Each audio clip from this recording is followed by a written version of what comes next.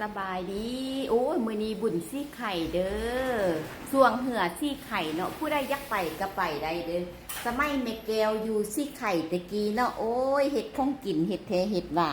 เฮ็ดให้คนมาเบิ่งมาชมอันน่ะกินหั่นนะอันมื้อนี้แม่แก้วบ่ได้เฮ็ดแล้วก็บ่ได้ไปน้องไผเนาะเมียอันหน้าไอ้น้อยหน้ากองเงินเบิ่งเพิ่นให้น้ำผึ้งไปเอามีหยังเกาะข้าวปุ้นน้ำอันน่ะตีนไก่เบิ่งดูนี่นะป้าทุกน้ำผึ้งคนเบิ่งดูตีนไก่เอาแท้เอาว่าตักให้เอาแท้เอาว่าล้นนะบ้านน้องเศร้าก็บ่ได้ไป5เนาะอันนี้ก็เลือกกินละ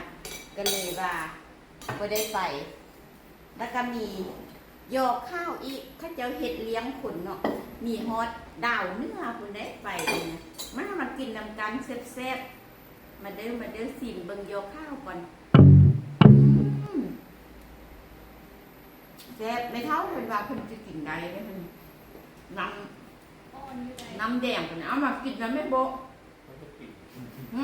กินก็แต่น่ะแก้วนี้มาแม่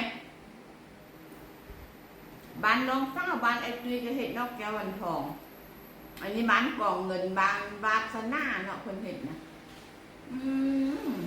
ครับคันแม่แก้วด่วนที่ไข่คืออยากค่ะได้เห็ดคือกันเนาะเอามือเด้อขออนุญาตเอามือข้าวปุ้นน้ำกลิ่นไก่มาแม่แก้วมันนี้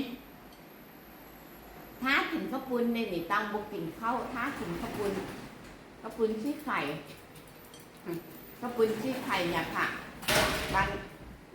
นแม่แก้วไปอยู่เนาะตะกี้แม่แก้วก็อยู่เนี่ยค่ะ1887ฮอด97เนาะ10 ปีอยู่หั่นน่ะอยู่เนี่ยค่ะสู้ชีวิตอยู่เนี่ยค่ะเนาะ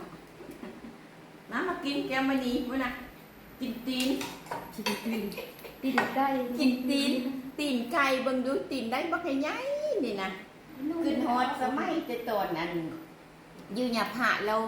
คนมากายหน้าบ้านห้องมากินเมิดเนาะสมัยตะกี้น่ะอันนี้เพิ่นก็บ่เฮ็ดหลายปีแล้วเด้เพิ่นหาก็มาเฮ็ดเด้ว้า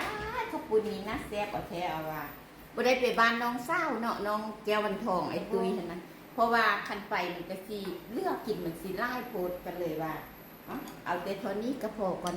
มาเด้อมากินข้าวปุ้นแซ่บๆนำกันเบิ่งนี่ข้าวปุ้นน่าแซ่บมากินมีฮอดดาวเนื้อดาวตายเนาะแม่แก้วบ่ได้ไปกันเลยว่าน้ำผึ้งไอ้บูไปเอาเนาะแม่บักเลยว่ามาเอาเด้อป้ามาซั่นมาเอาสู้แม่ย่ากินมาซั่นมากินกินคำใหญ่ๆให้เบิ่งครับบ๊ายบาย